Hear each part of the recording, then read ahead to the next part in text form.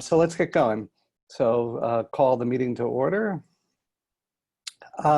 First order of business is to review and approve the minutes from the June meeting. So, so I know Paul obviously wrote them, but Anna Marie, did you have a chance to review them? I did. I wasn't present in the meeting. So, Right, okay. So I probably should not say anything. Yeah. Did you find them useful? I found them useful, yes. Okay. So that I can say, yes, I found them useful. Yeah.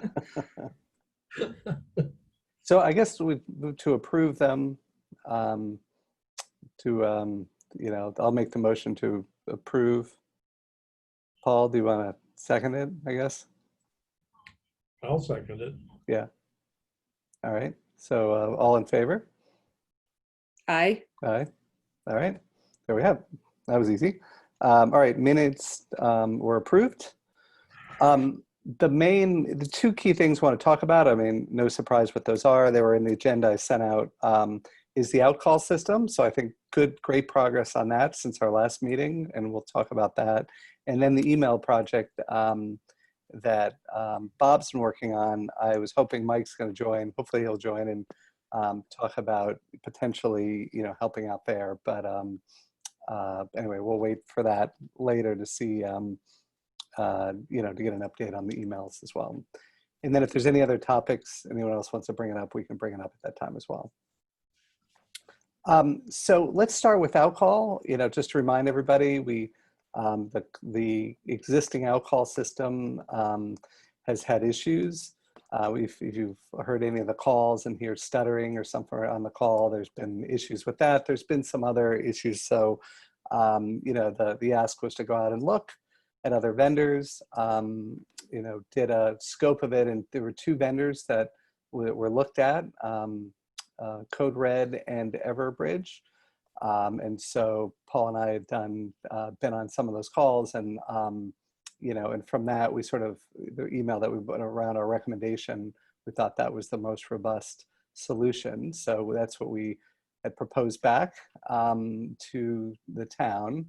I'll pass it over to Chris, because at that point, Chris took it from there, as far as, you know, how it went, the approval process, and next steps as far as contract and all of that. So Chris, if you don't mind giving us an update from there. Absolutely. I had the pleasure of spending your tax dollars. Thank you. Yeah. It was just to cover a couple $100 more for implementation and migration than what we were paying annually anyway.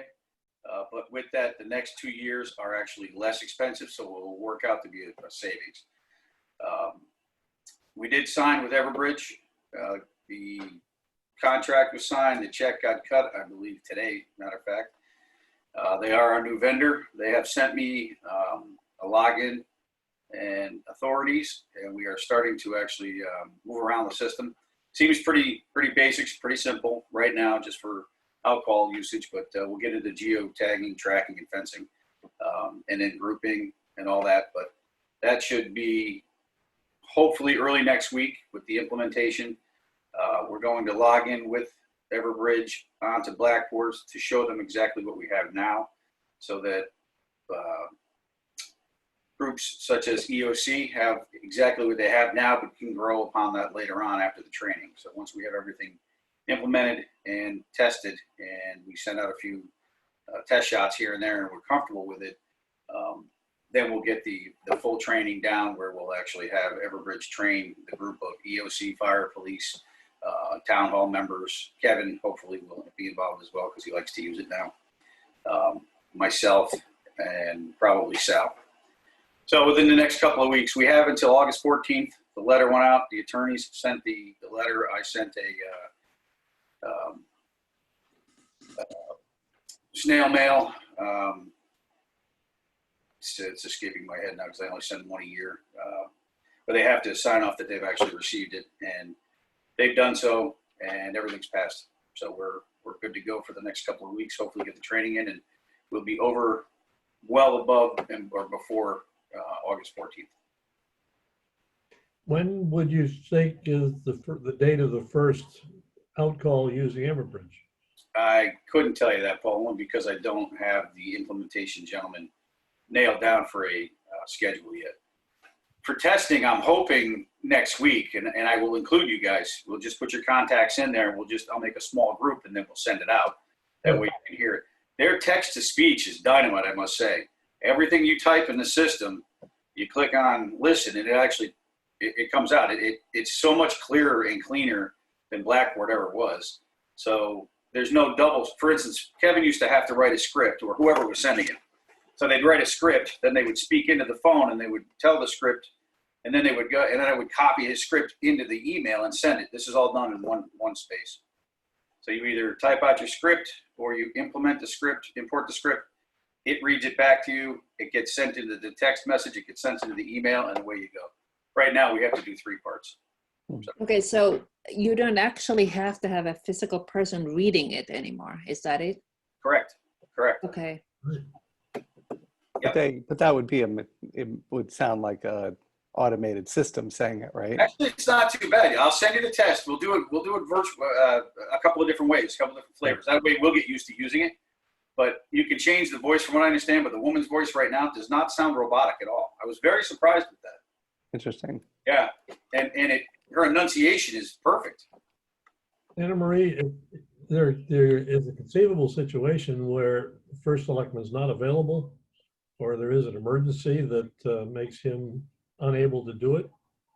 You've got to have the good capability of somebody stepping in right away. No, I think it's great. It's fantastic. It's like easier and faster, the better. So There's a lot of good features of this system.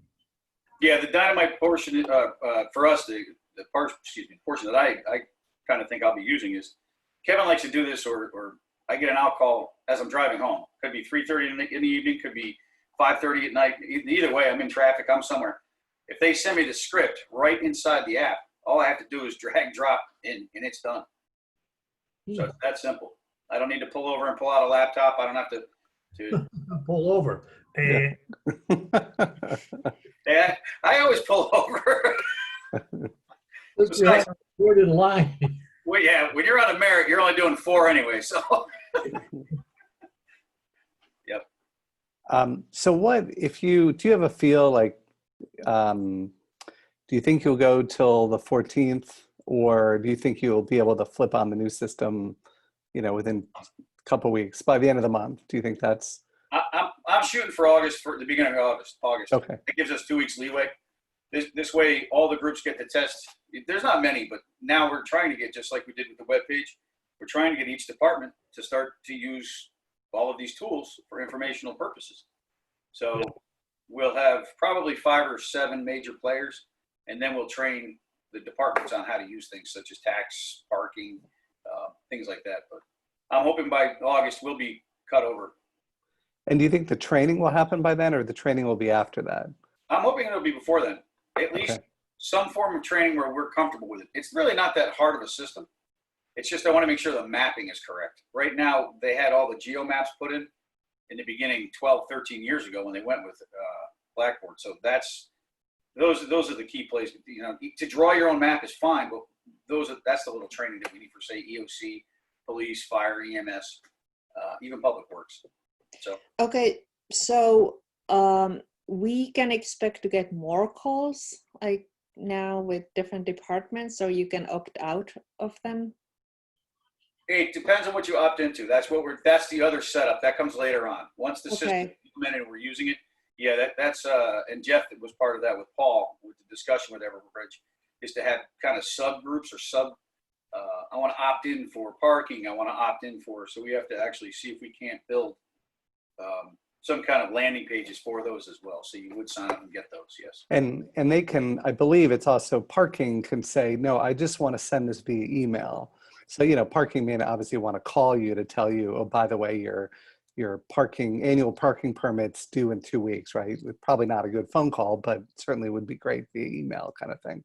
Using the word call as in out call is a little bit misleading because the options are voice, email, or text.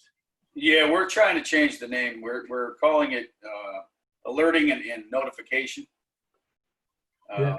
But right now, it's considered the alcohol system. We'll change Right. it as we go forward. But yep, absolutely. So training, are you thinking of training the groups that use the old system as well as new groups, or are you just going to take the groups that are using the existing system and train them, just as obviously they need to move over to the new one? We're in the beginning, we're going to bring anybody over that uses it on a regular basis right away. And if they can make the training, because we're going to try to do it in the big room, but spaced out, obviously, just above TVs. Then they're more than welcome. We always open up for training for anybody. I mean, you guys are more than welcome too. We'll put it out to anybody. Right. But the option is, Stuart Salvini really took an interest in when we decided to move over, because now all of a sudden EOC uses it on a regular basis, which no one was informed of until a month ago. And I'm kind of glad we didn't just cut over, because that would have really, screwed them up. They don't use it for emergency outreach. They use it to get a hold of the players and CERT and in the citizen emergency response team. That's what he uses it for mostly. So, but I don't want to lose anything that we've had. So like Mike Handler, for instance, used the geomaps quite often. So obviously they're still pretty good if he was still using them. So we kind of want to mimic those as the templates, and then we'll learn how to build our own and grow. If there's a chance, I remember when we talked to Everbridge, there was the guy, and I forgot his name, who runs CT Alerts, who said he may come down. Was that the guy who's most likely going to do the training, or we don't know yet? No, he's only going to do the training for CT Alert, but he will answer questions, because it's the exact same system, if you will, just with, like they explained, just not, that's for the state alerting and the county alerting, not New Canaan itself, and for New Canaan streets and things. Matter of fact, Fairfield just decided they're going to look at new ones, but they stuck with CT Alert on a regular basis right now, because they're not sure which local they want to choose.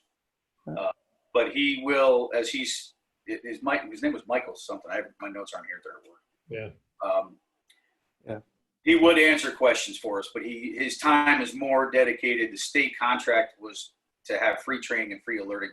But I got to be honest, as you look at both systems, they're very, very similar. So I'm pretty sure that once we're trained on one, the other one will just flow. So Anna Marie, just for you, and also Bob, there is a statewide alert system called CT Alerts, which is Everbridge is the platform they use, and we can hook into that as well.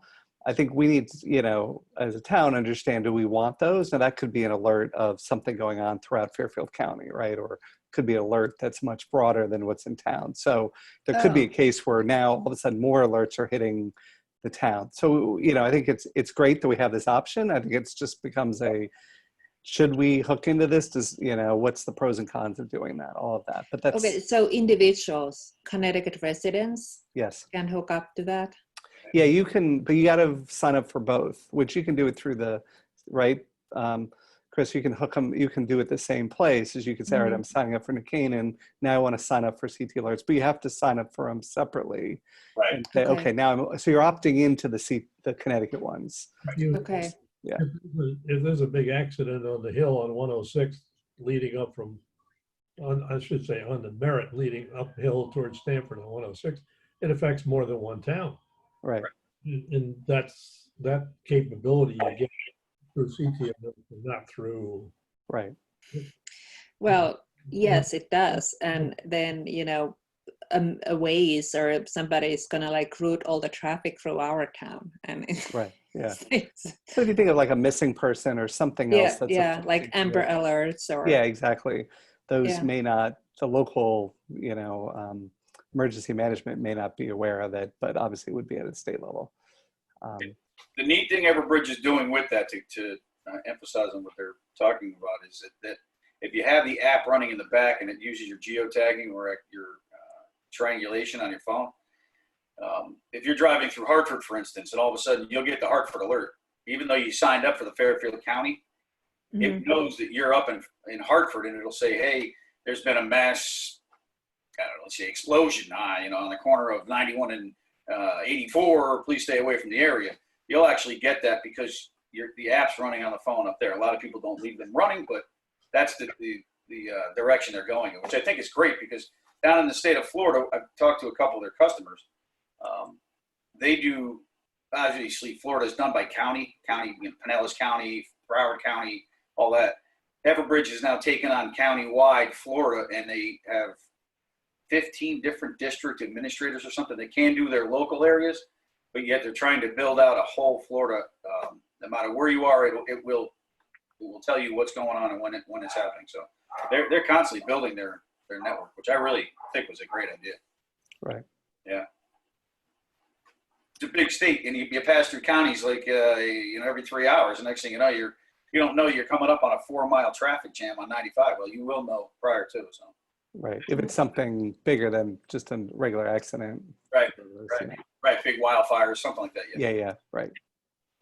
I had this is somewhat of an aside, but I had a woman I've known for many years, but not really in close touch with, call me the other day and say she'd received something from the town, and she was utterly paranoid that they had spread her personal information out to a different source. And she apparently uses different versions of her name with everything she signs up for.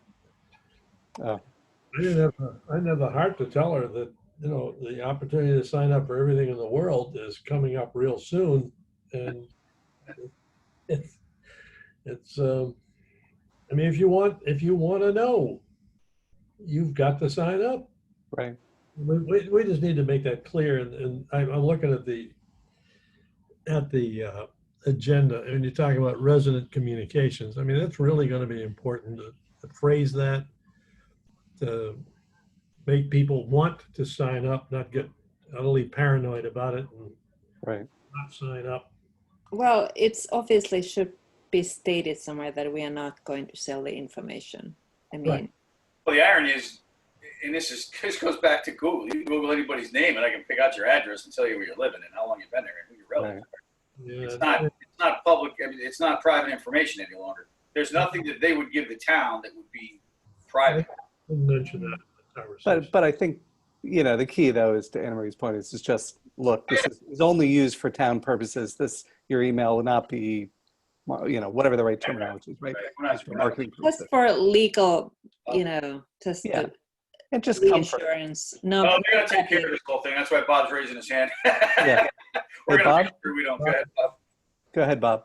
No, I come from a banking environment, and you have to notify people regularly that we don't sell to third-party people, et cetera, that it will probably make some sense for us to word something nicely at the bottom when you sign up for something Right. like this. Yep, the lawyers are all over it, including Kevin. Uh-oh. Yeah. Now, one of the things, it's funny, while we were going through this process, I went out to, it was West Haven, I think Palo Alto, whatever that, San Mateo. Now I'm getting alerts. So I can tell you whenever the water problems are in West Haven, I now know all those. Because it's on an email address that's, it's not my main email address. So whenever I go check it, I see what happened in West Haven. But That's good to know, because we go to West Haven for our pizza. yeah. Don't go swimming in the water. But one of the things that is some of the emails do come through very generic. But what's nice is they have sort of a branding header that says West Haven alerts. I forget what the header says, but something that at least gives it. So I think as Paul, to your point, is as we look at doing, how can we make the emails look, as official as possible so that people know that, oh, this is really from, this is from the town. I think the concern in that conversation I had was that the town was sharing information between, for example, the tax department and the transfer station. And that, I was speechless. I had no way of responding to that whatsoever. I mean, you're dealing with the town, you live here, you're a taxpayer, you use these services. You can't, you can opt out. And that's what we need to just emphasize. Right. They can opt out for the transfer station advices. Yeah, I've never used the transfer station. I don't when the permits come due is not really of importance to me, right? So, all right. So the idea is training for the teams. That's good. Now the next piece is obviously pulling the data in, right? So I think you mentioned early on, Chris, but is it you're pulling the contact, all of the contact information over from the existing system, and is anything else going in at this point? That's where Bob, Tim, and Kevin have been working diligently to create a master list. So I have the Blackboard latest and greatest that will be implemented. The idea is if we're going to do this on a kind of a mass update, we might as well collect as much information and as many email addresses, users, or residents and phone numbers, and do it all at once, and then see how large the list is. But right now we're in a wait state. We can put them in and we can take them out. It's very simple. It's not so for testing, I can go out and create a group of 15 of us, start testing, and this is what I had Sal brought in too, because he's been helping Kevin. We're gonna learn the basics of how to, the messaging, the text, how to opt out of email, how to let just email go, things like that. How to update and change users' passwords and things like that. But we're still just waiting for the list to see what we're going to do with it. But either way, the answer is yes. We'll either put in the Blackboard and we're still with 7,400 names, or we're going to grow with whatever Bob and his team has put together. So is the thought, all right, let's start with what we already have, just so nothing changes, right? Like, everybody who got communicated before, the minute the new system is up and everything's moved over, everybody doesn't know the difference, right? They're getting the exact same communications they got before. Right, that'll be the first group. We're going to call the first group Blackboard Connect. You can change the name, but that way we know when we're sending to that group, it's the initial. Yeah, right. Because I think because if you're going out to other lists, then it's sort of, how do you communicate to them what, do we communicate and tell them, hey, you've been added to this, emergency alcohol list. If you don't want it, opt out. Like, I think we need to think through what would be that. That's marketing. That's not IT. I always push away from that because I don't want to be the wrong. I'm very transparent. I want to inform everybody what we're doing and why we're doing it. Right. So that would be what Bob and those guys are working on, as well as what your suggestions are for them. And then what goes up on the web, what do we put on a web page that says, hey, all right, we've changed over, here we go. Do we, what the explanation is, we don't need one, whatever, but here's the notation of why we're doing what we're doing and why we're trying to collect so much data. Got it. Presumably you're going to use Everbridge to actually communicate with people about using Everbridge. Got it, Bob, thanks. Yes, Paul. Yep. Hopefully it gets to the point of where that's going to be our warehouse and collection. Yeah. Like you said, notification, messaging, alerting, things like that. It sounds like fun. Yeah. The beauty is it's a tool that, like we always do, and it's not just New Canaan, it's all over the place, and it's not just municipal.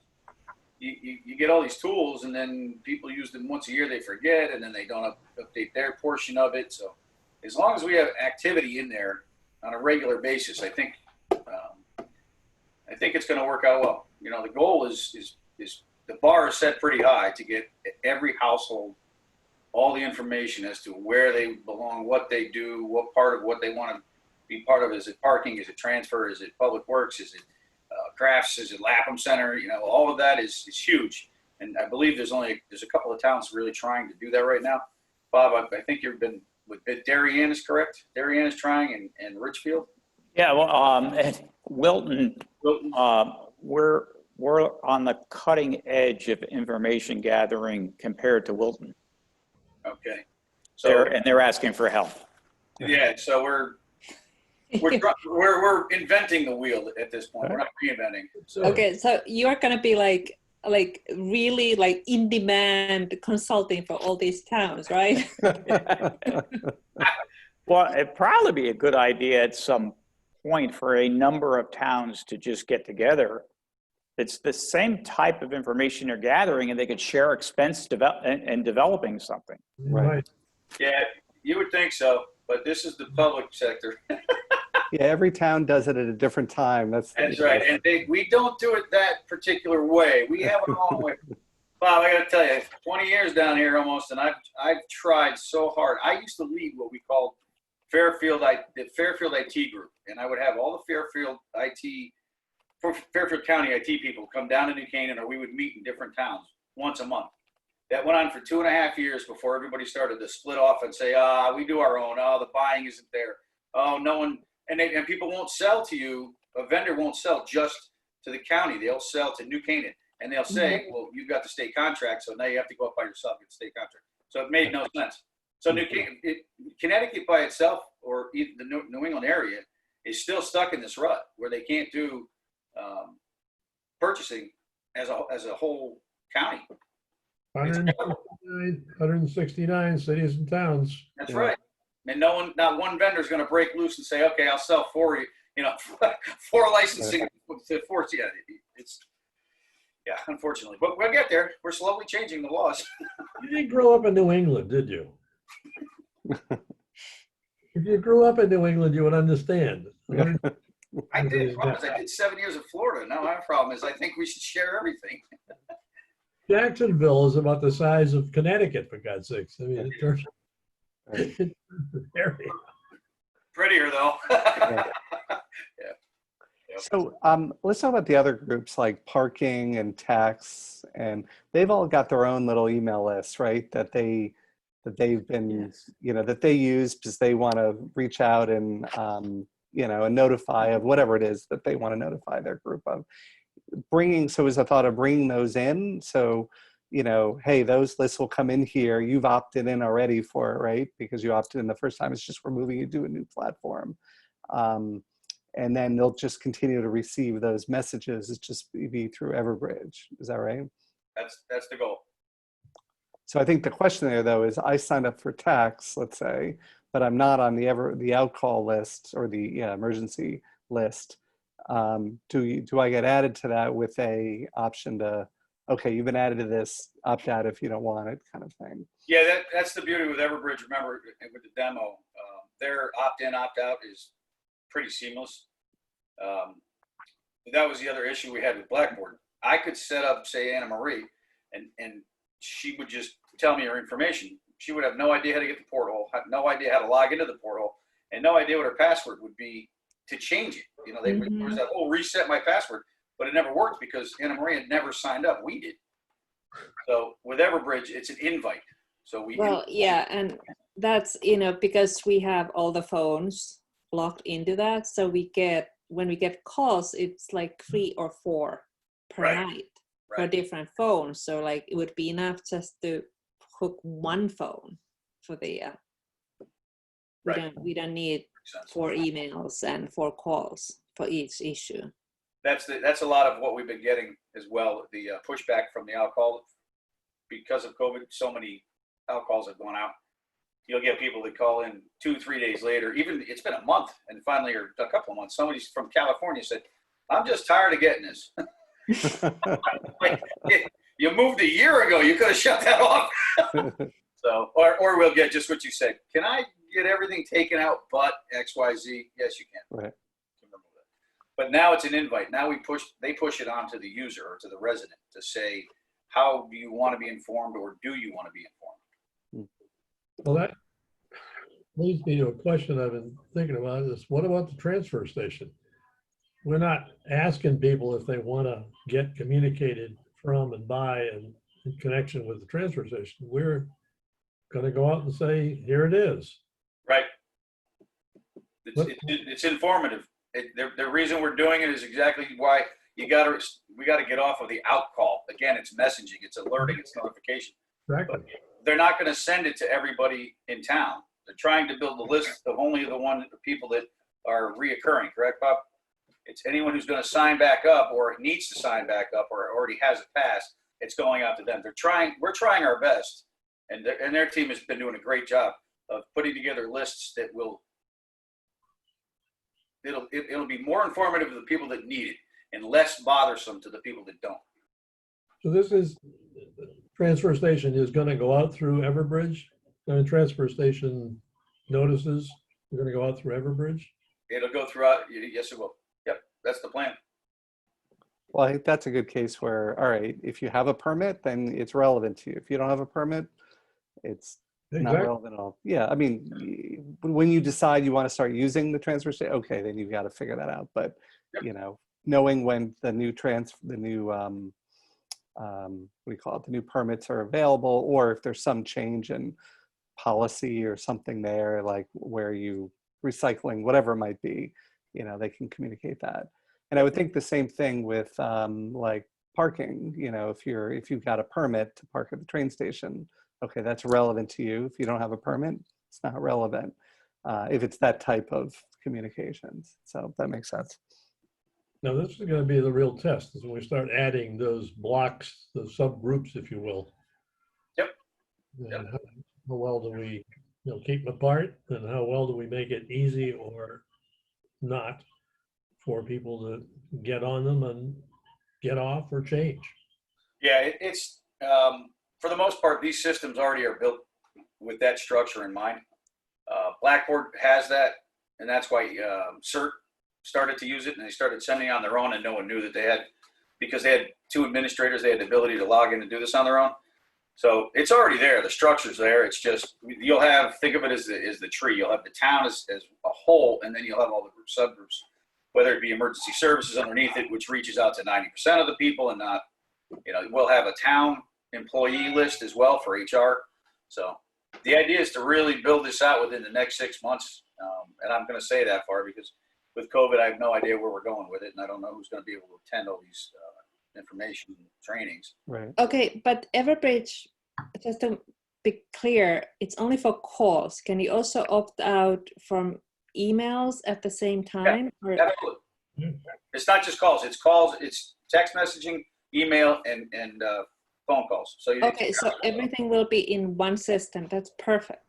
Except for, so yeah, that's why we think it's an awesome solution, except with one big exception, which is like Parks and Rec, or any of them that are doing more newsletter outbound. So those would stay in constant contact, Mhm. you know, more the marketing type stuff where, you know, their Parks and Rec is Okay. promoting events, LAPM, I think it's youth services, so a couple of them. So I think the question is, if those stay separate, we'll still have two sort of databases. Mhm. But those will be more marketing related, if that makes sense. Okay, so the reason being because of how the graphic design, or that you can design more enticing emails with those systems, or is there another reason for that? They're just integrated systems of accounting, record keeping. I'm thinking of rec department. Rec department's got lists of teams, lists of activities. People sign up through there. They get notified about sign up. People, I mean, it's reasonably robust. I mean, it's not perfect, but it's reasonably robust. We've been using it for what, RecTrack for what, almost 20 years now, Chris? Close to it. Yep. Okay.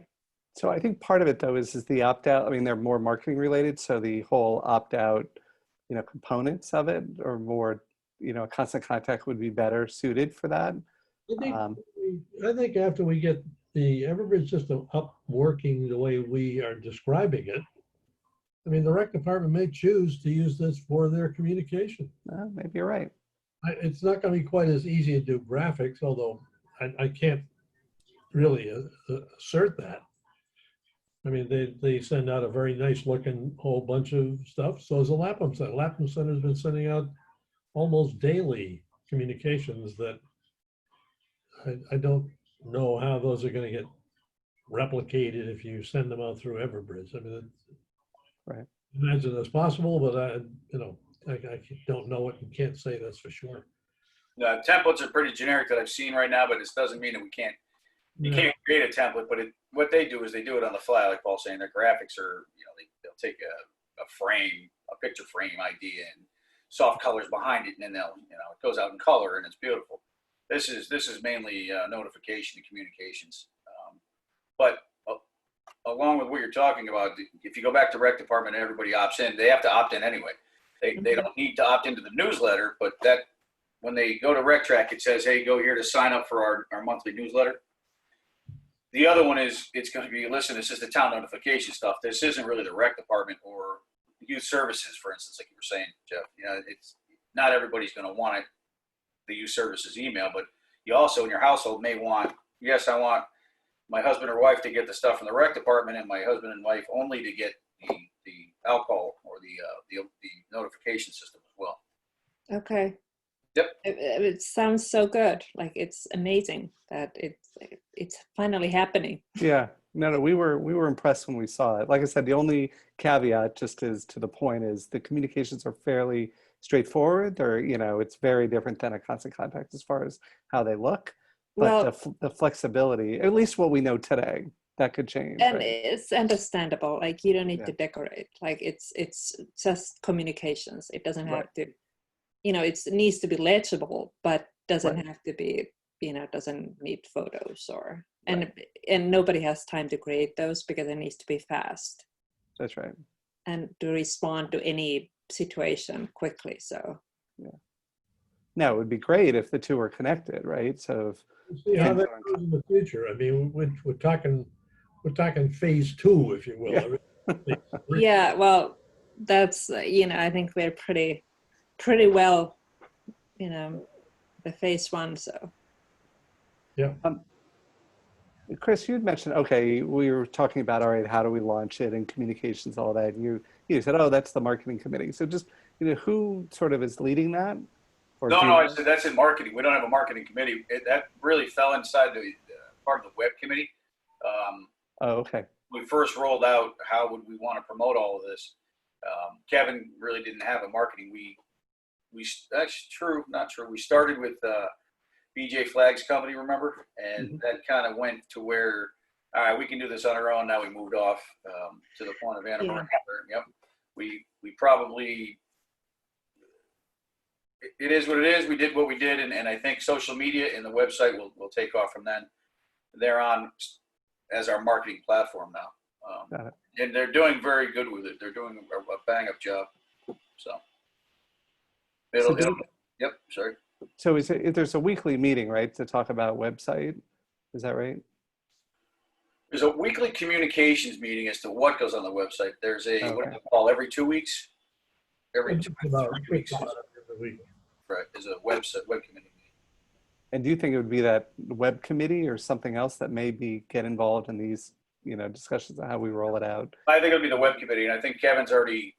He called me this morning for all the details prior to the meeting.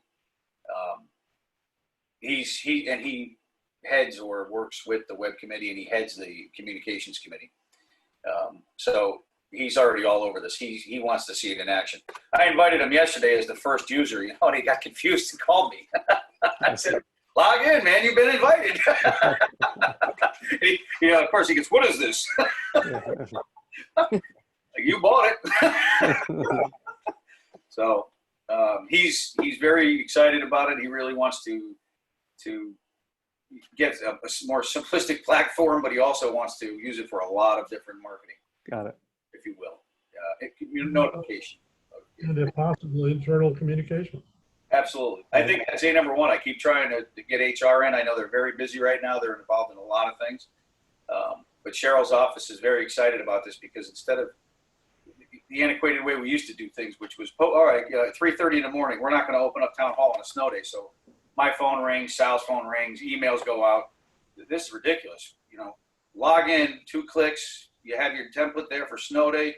Town hall's closed today. Boop, done. That's it. Goes up goes out social media, which this platform is in total weaved into our social media platform, which is great. So once you post here, we don't have to send everything back over to the social media side. It's all linked in together, so we do it in one place. it's so perfect. Yeah. Yeah, So- and there's more to come, is what they keep telling us. They're just going to keep growing. Anna Marie or Paul, are either of you on that web committee? Do you attend that at all at any time? Okay, I attend most of them because Okay. I'm available. That they happen at 9 o'clock on Tuesday, 11 Right. o'clock on Thursday. They move around. Yeah, I haven't been able to, just because I've been working. Right. So Well, yeah, just the reason I ask is just having someone from this committee there, just to, we know what we've been talking about, to make sure that they're on the same page with where we want this to head. So, Most of the meetings, I'm now that it's running, that's fairly straightforward stuff at the moment. Right. Where to, this week's issue, where to put right. to the Chamber of Commerce video or something. Does it go in one of the boxes? Does it go on the top? I mean, does it, Yeah. are there big flashing red lights on the page? I mean, that's the kind of discussion. Oh, Right. what pictures should we put on for the summer? Yeah. That's the topic. That's gone actually quite well. I think that part of the site is quite good. Got a lot of comments on that, actually. So if this committee is going to, is going to get involved in Everbridge, then I think that, I don't know what the connection, I have to think about what connection is going to, right. what should be with the website. Yeah. I'm just thinking more that, as we talked about communications or some of the other, even the design of the emails go out, those type things. Like how do we, how are those being thought through? Okay. Still a I question. guess they haven't been, because it's individual departments, but Oh, if we need to create a template generic template for all these Everbridge emails, yeah. I can certainly do it. I mean, Oh, that's right. and hopefully we don't have to go through committee. Right. Yeah, I'm gonna say I'll send you. Well, it's a real basic one. I'll send you the West Haven Yeah. one, but it's literally just a banner that says West Haven alerts or whatever it is. But then you'll see it's just text below. So if we have ability to, make it a little bit nicer, that would be great. But at least to have something that identifies it's New Canaan. Because otherwise, it comes through as just a Yeah, I mean, generic like message. basically, it's probably a JPEG of certain size Right. that you just have to create, and then that's it. Yeah. And I mean, that's a very basic, and it's Right. yeah. I don't think we need a committee for that. Hopefully. I would hope not for No, that no, purpose. We'll get you some credentials. We got to Yeah. move this along. Yeah. Yeah. Yeah. No, I'm thinking more of like back to Paul's point earlier, like, all right, how do we communicate this out to the community? Letting them know, not about necessarily, well, we can let them know that we switched vendors, but I don't think they're going to care about that. More importantly, that now they have the ability to opt into, other services and all that. So, Okay, so here's it's a silly question. So the voice of the woman, is there going to be a name for her, like, or it's just like, oh, this is just New Canaan alert system, or this is like, I don't know, Miss Marple, or No idea. I literally logged in yesterday. But I will tell you, her enunciation is excellent again. does she know how to say New Canaan? She does. That's what got me, because it says New Canaan. I said, that's the first time most people call us New Canaan, Yeah, and it got it. And she even got my typos. yeah. put in Wahacme and see if she gets Oh, that one right. Yeah. Well, yeah, I don't even know.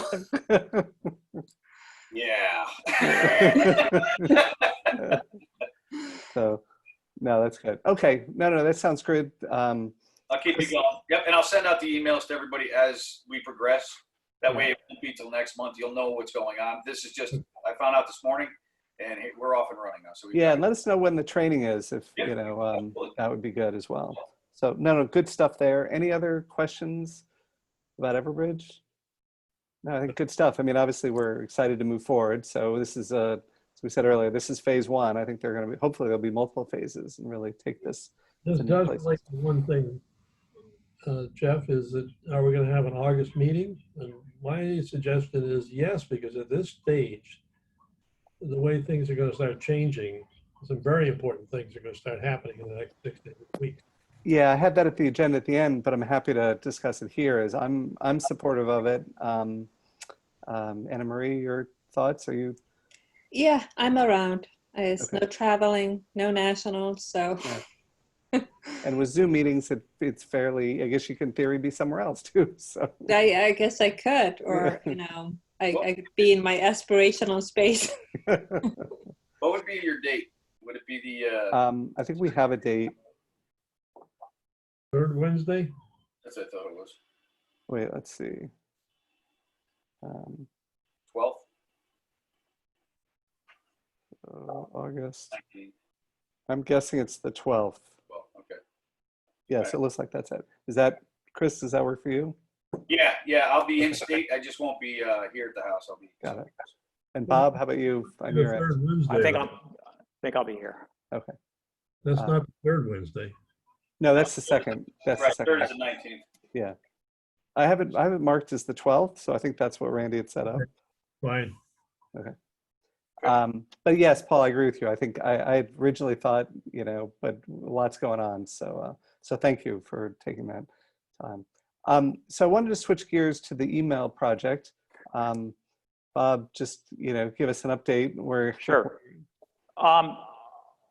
I decided to put together a little chart, and during the meeting tonight, I sent you all a copy of that chart, which when you get a chance, you can take a look at it. But I basically said that there's 4 key lists we're working with, and the first one we tried to work with was the 65 and older population within town.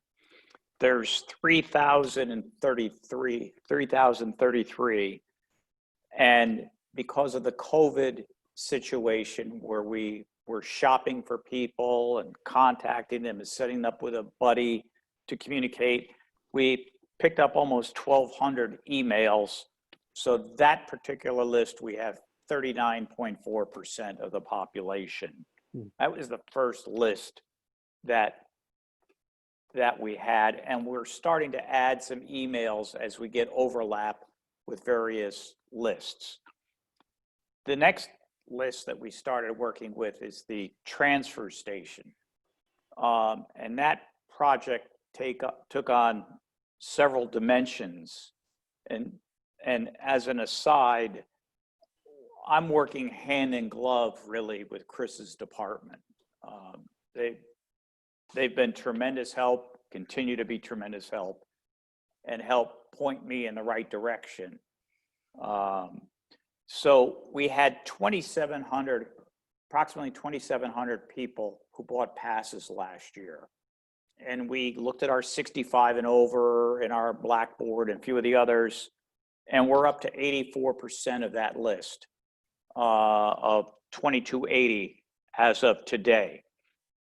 And this particular list is going to be important because we're now going online. So we found that RecTrack wasn't as helpful as we would have liked and as flexible. So we're using the credit card piece of it, which is WebTrack. And that led us to have to go aside and update every merchant account we have in town. We have 8 of them. And because Sandy was still on the list as the only signer, and we had to update it with the new CFO information and contacts. They had people who used to work in the finance department. So we cleaned that whole list up, and we are almost ready to open up our new merchant service online account. So we'll capture that data. We're also going to have it available at Town Hall in Public Works, and our plan is to also have it in the scale house, because there will be a few people who just don't use email, don't use a system, but they need to get into the trash, into the transfer station. That's in process. We expect, I'd say the thing that's holding us up right now is the merchant services account, because they couldn't do anything until we updated with Linda from Sandy. And once that's in place, expecting it by next week, and we have our email list, we're going to go in a beta test with about 10 people around here who have the transfer station pass, and we'll make sure that that's user friendly and working well, and then we'll go live with it. So Bob, we're, I've got 2 passes. Well, I have a pass and a second car, so I mean, I'd be happy to participate in that. okay, great. Okay, we'll put you on it. Because we're changing it to 2 people. We're changing it to 2 vehicles.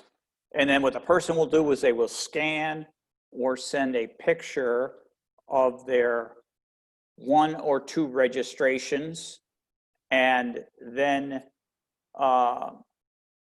if they have a trash hauler now, they get a different fee. So they'll send us a copy of their latest bill. If they can't do it, just bring it to town hall. We'll make the copy. And then I'm working with Don Smith from the transfer station. We'll have 2 directories where he can just file all this information. He'll know when vehicles expire, et cetera. So that'll be a nice, I think, a very nice situation for this year.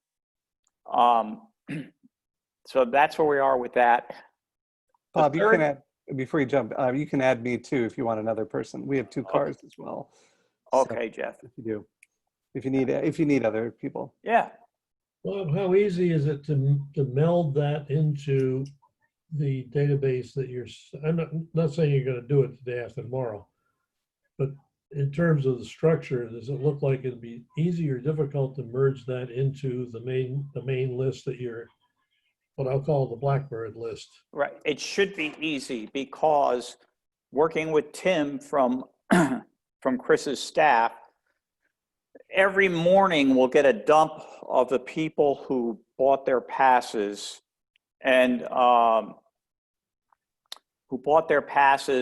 will be dumped into an Excel spreadsheet, and it'll have all the data fields we want.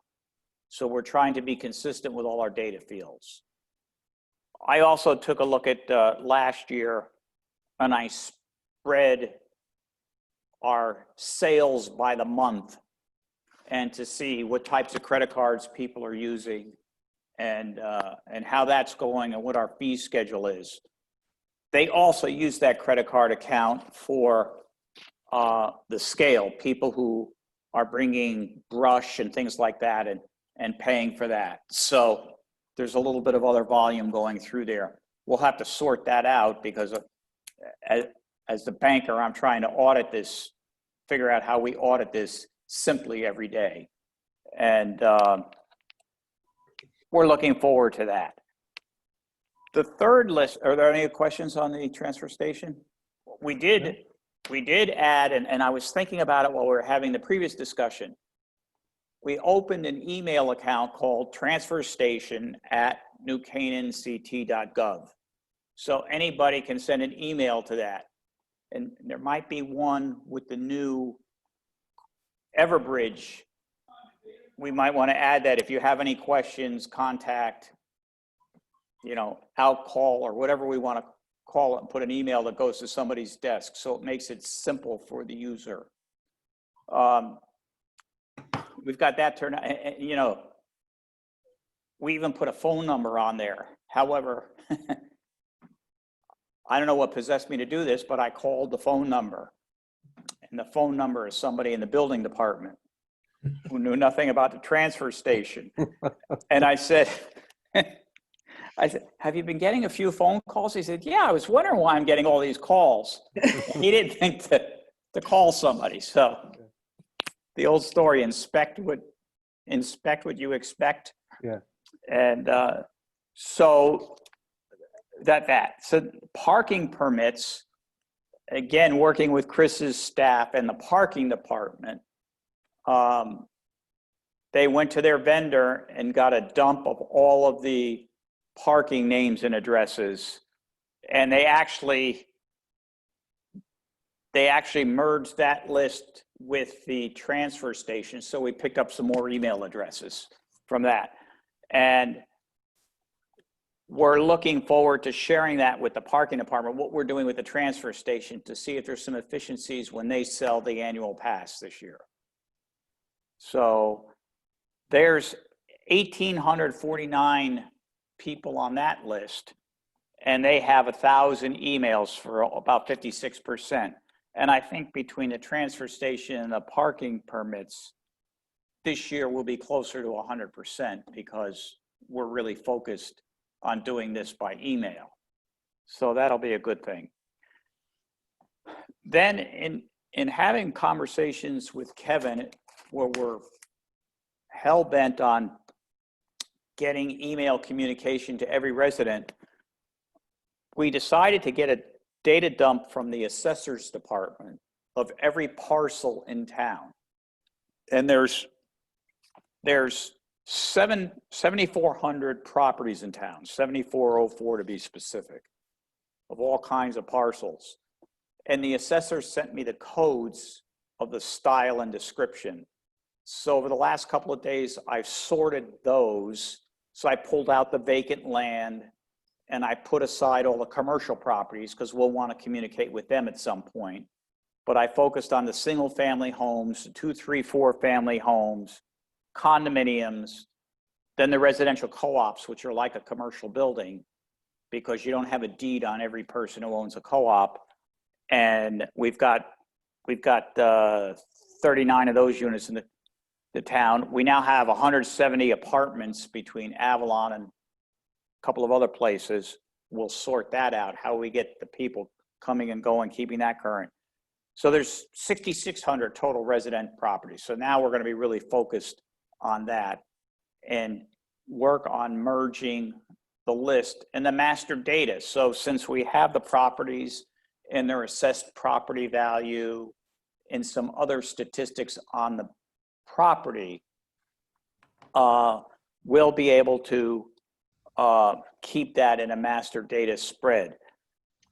And with the assessor's information, we have the homeowner and we have the address of the property bill. And in most instances, when that is different, that means that the person is renting the building. So we'll have some of that data to dig a little deeper, and then we'll get information from the voter registration area.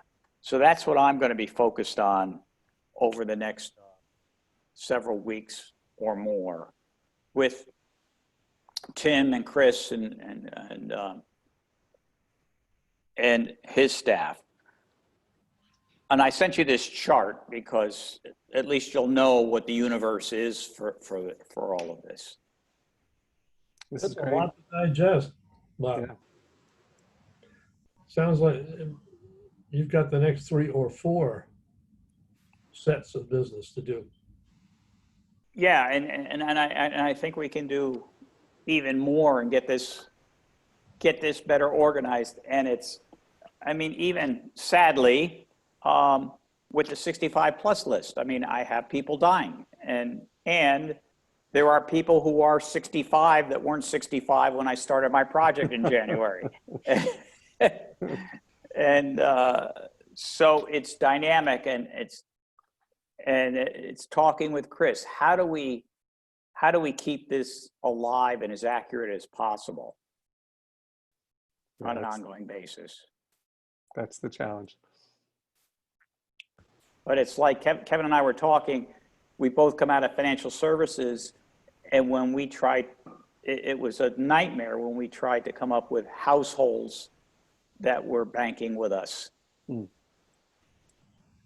You know, and then when do you split up? I mean, my 38-year-old daughter is still on our cell phone bill. To unwind that family plan, it's just as easy for her to give the money to my wife. Well, Venmo was invented. They don't leave the payroll. Yeah. Bob, Jeff, if I can just say, I've got to step off. I've got to pick up another meeting for the Okay. school stuff. But all right. you Thanks, and I Chris. are always in contact, so whatever you tell them, I know I'll get. And thank you, everybody. Yeah. I'm going to cut it short, but I'll That's fine. inform you of everything that's going on Yeah. next week and next week, and we'll talk before the next meeting. Sounds good. Thanks, Chris. Great. Good Thank night, you, guys. Chris. And Bob, the apartments, you mentioned all the people we don't know, everyone in the Right. apartments because they don't own it. What's your process? I think, you said voting records. Like what's sort of your process to try to track them down? well, there's 2 things about the voting records. One, you have a number of expatriates who live in town, who aren't on the voting records. You also have some people who just aren't focused on registering. And the third thing is the state of Connecticut doesn't capture an email address at this point. Right. So at least we get a body. We know somebody's there. I'm thinking that of the 170 units, 104 of them are Avalon, and 60 of them are Canaan Parish. I'm on the board of Canaan Parish, so I can talk to the manager there. We might want to make a card up of when someone signs a new lease. If you would like to be on the call list for town emergencies and things like that, that's the kind of thing people coming into the town would willingly sign up for right away. Sure. And then how we would communicate with them. I'll also talk with Arnold Karp, who's bringing the next 100 units online. And I'm on the board of Canaan Parish with Arnold Karp. So I'll talk to him. How would it, because as a seller of these units or as a renter of them, it's a nice feature to Right. be able to sell someone coming to town. We're making you part of the town already. So that's something we will think about. And then we have some dribs and drabs. The harder one, I think, is going to be with the 2, 3, and 4 family homes. Most of the 2 families, it's an owner occupant in one of the units. So how do we communicate over there with the second player? We only have about 5 or 8 3 families, and we only have 5 4 families. So the bulk of our 2 to 4 families, 198 of them are 2 families. So but that's all to be thought of. There's 7 co-op units. So we might just send a letter to the people who I don't have emails. I've got a number of their emails, but those I don't have, we could just send a note if you'd like to be on the list, or cross-pollinate between the Everbridge and all. I don't have an answer, but it's sort of what I've been thinking about when I'm driving in the car. Right. And there's, as I end many of my emails, there's no pride of authorship. If any of you think of something that there's a more efficient way, because sometimes you get caught in the weeds and you're not thinking as broad about one little spot. Yeah. That's why behind Chris's back, I want to say how great it is to work with these guys. And it's funny how a lot of departments in government don't talk to other departments. And I don't know how you can do a lot of what we do today without treating your IT department like a partner. For example, the parking software company. I asked Tim to speak with them because he knows how to speak their language better than I do. And everything worked out well. Yeah, that's great. So what, on that note, is there anything, certainly identifying the people in the apartments or rental units, I should say, is a key one. Anything else that it'd be help, you could use help if someone had a help, and things you're trying to solve for? Well, how we can merge all this data together. A lot of this has just been done by hand because I get a name and address here, and how do I match it up there? We've got, for example, of the 6,600 residents, 5,400 of them are single family homes and 960 are condominiums. We took out condominium garages. That was another 180 or so. And so we started peeling the onion back. And I've got those on the side if ever we should want that information.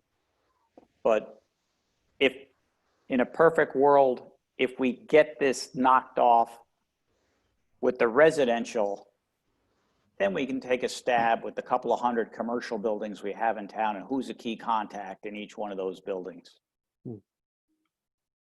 It's just anecdotal. In Finland, everything is very, like the whole country, which is only 5 million people, is very robust records of every citizen.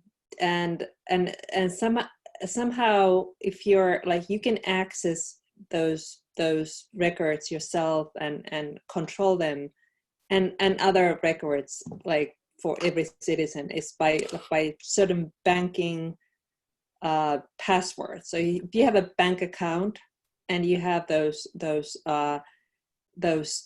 credentials for your bank account, you can access public records, and it like, that's kind of like how it works there. Somehow, if you had like a town code that you could get into those systems and control them, like each individual would have a code, but obviously, you know, it wouldn't work in this country to have your banking locking credentials to work as such. But it's just funny how the whole country is so different.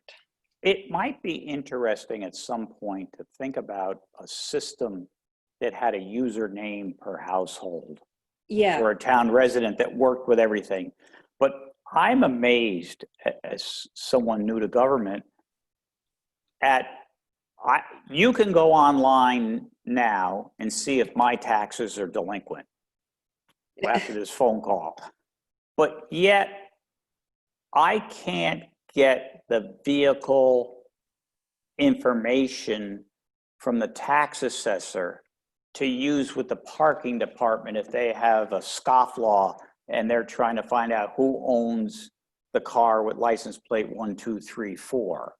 So, however, with the transfer station passes, we're going to keep track of the license plate number because that we're allowed to use with the parking department and all. And that's so funny. In Finland, that too, there's an 800 number. You call, like, whose car is this? Like, it's parked in front of me and I can't get away. And you can with a simple phone call, get all the information of anybody. So it's just like how, like in Northern European countries, how things are just so government controlled, and any privacy or you know, it's like it just doesn't exist.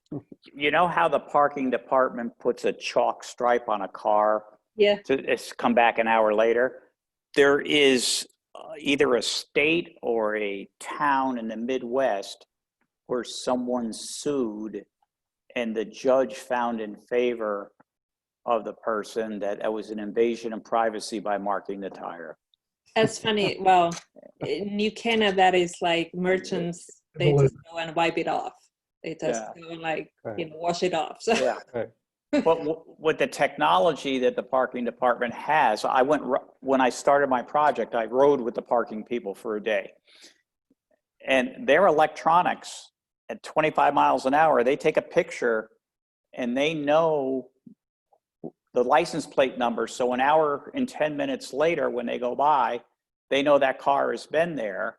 Yeah. And it even tracks the longitude and latitude.